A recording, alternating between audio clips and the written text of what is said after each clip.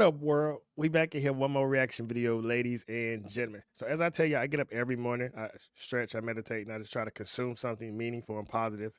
And a couple YouTube channels that I really love are Brian Scott has a channel. Check him out. Fantastic with on the meditation side of things.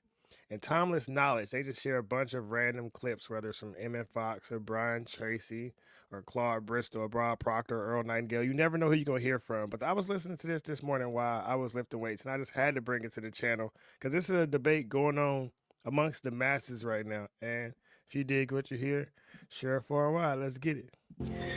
If you would meditate upon this fact until you had some degree of understanding of what it really means, most of your difficulties and physical ailments would disappear, for they are rooted and grounded in fear. The underlying cause of all trouble is fear. If only you could realize to some extent that omnipotent wisdom is your living, loving Father, most of your fears would go. If you could realize it completely, every negative thing in your life would vanish away, and you would demonstrate perfection in every phase. Now you see the object that Jesus had in mind when he placed this clause first. Next we see that the prayer says not my Father, but our Father, and this indicates, beyond the possibility of mistake, the truth of the brotherhood of man. It forces upon our attention at the very beginning the fact that all men are indeed brethren, the children of one Father, and that there is neither Jew nor Greek, there is neither bond nor free, there is neither chose nor unchosen, because all men are brethren.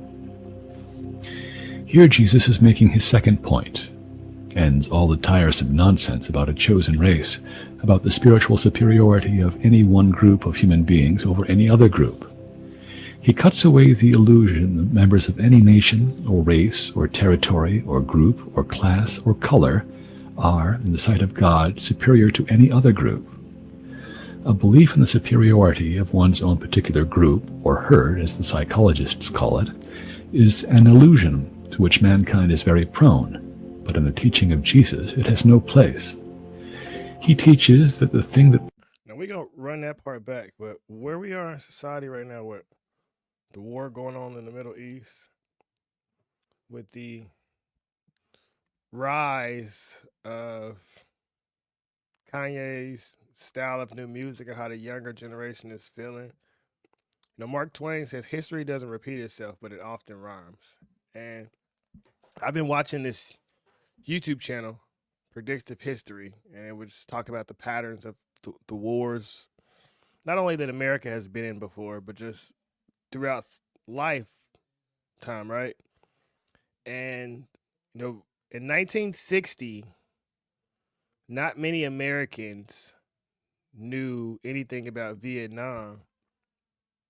And then you get to 1968 and it's 500,000 troops on the ground and 50,000 dead. And then you fast forward to 2003 and we only lose 200 to 300 soldiers at that time because we transitioned to shock and awe, which is a different style of military strategy. And that strategy, it's up for debate if that's going to work in the future against Iran or whatever. And let's say hypothetically, if that war happens and it turns out to be a disaster like Vietnam was, there's going to be a certain group of people who are going to be blamed for that situation. And through predictive history, you could say some of that is strategic because that leader wants his people back to their homeland. You can say the other side of it is just individuals frustrated, tired, and upset of what's been going on with the media and the propaganda and throughout our entire lifetime.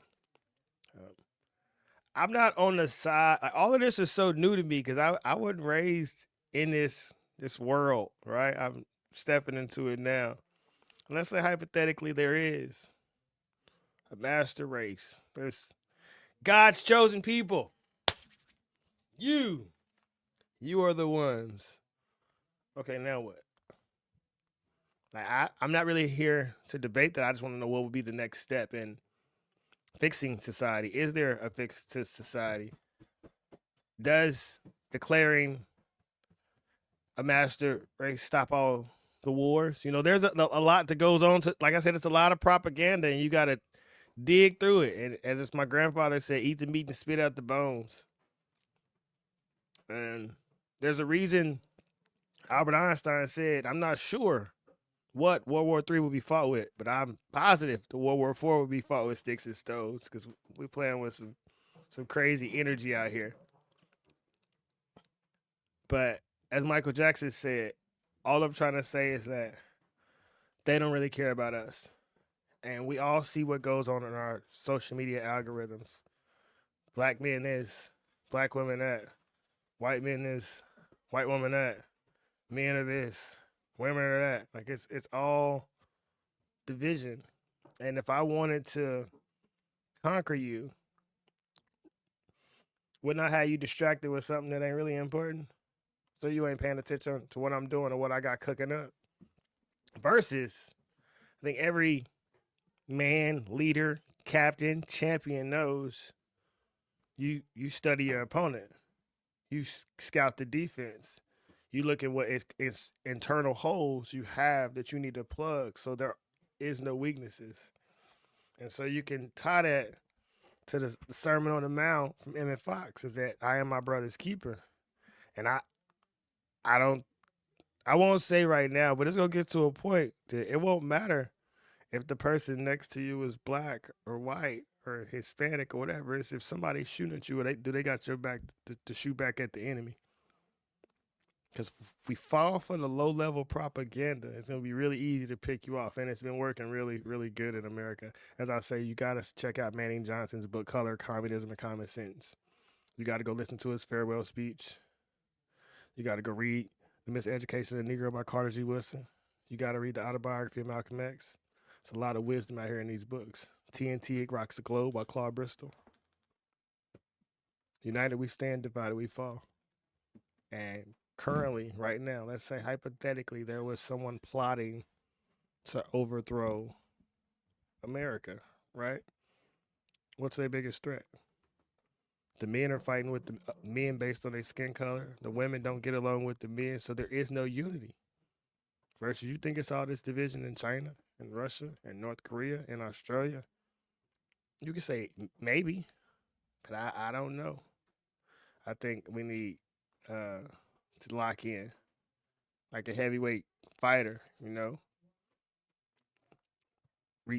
retain from the world and harness that energy, because anything the mind can conceive and believe it can achieve. But if I can keep you docile, if I can keep you broken down, then you are not a threat. The average young boy got one of these in his pocket, and he could see more naked women in an hour than his great-great-grandfather probably saw his entire lifetime. So his energy is weak and depleted. He ain't trying to conquer nothing at all. He ain't got no type of Napoleon and Alexander the Great in his blood, you dig? But in reality, he do. He's got to step away from all the vices of the world that want you drained, weak, tired, and not being a threat to society. We're going to listen to Emmet Fox one more time. But as I say, man, I am you and you are me to the very end. And once black Americans and white Americans learn to stand together, that's when the real fight pop off. That omnipotent wisdom is your living, loving Father, most of your fears would go.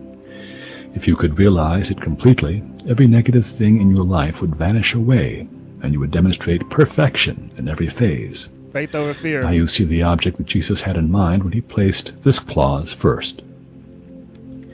Next we see that the prayer says not my Father, but our Father, and this indicates, beyond the possibility of mistake, the truth of the brotherhood of man. It forces upon our attention at the very beginning the fact that all men are indeed brethren, the children of one Father, and that there is neither Jew nor Greek, there is neither bond nor free, there is neither chose nor unchosen, because all men are brethren.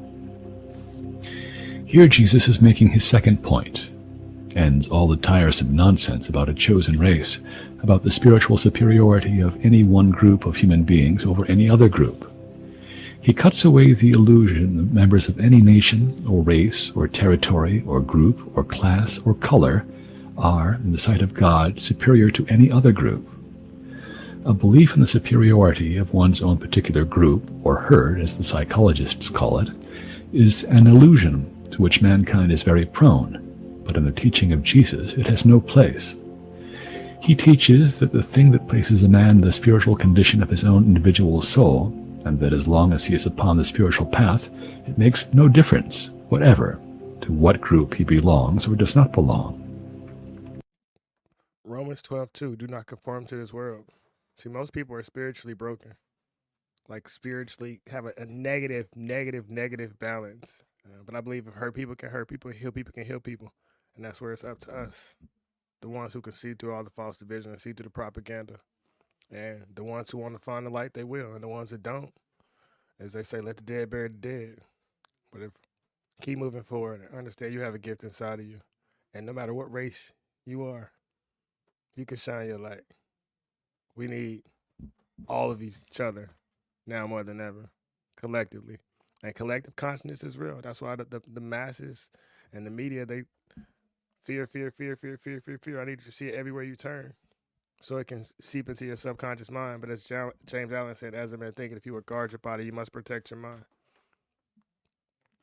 And then read Psycho Cybernetics by Maxwell Maltz. Read In Tune with the Infinite by Ralph Waldo Tron. Read Self-Reliance by Ralph Waldo Emerson. And understand, as Martin Luther King said, faith is taking the first step without seeing a full staircase.